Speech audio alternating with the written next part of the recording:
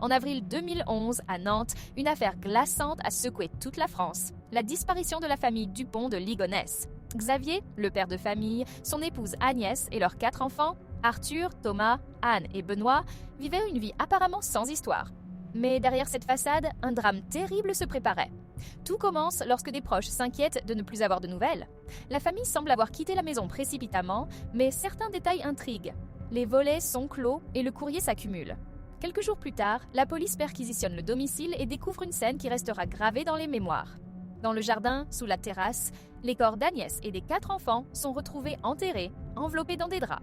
Même les 2 chiens de la famille ont subi le même sort. Mais un détail frappe, le père, Xavier, est introuvable.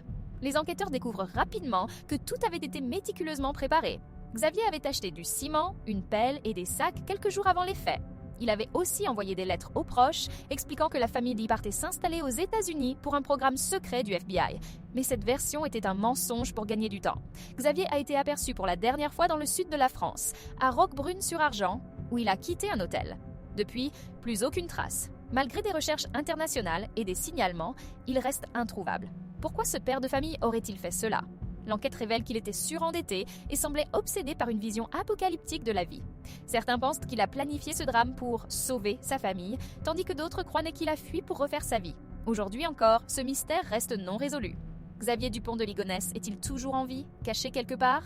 Ou s'est-il donné la mort dans un endroit reculé ? Et toi, qu'en penses-tu ? Crois-tu qu'il est encore vivant ?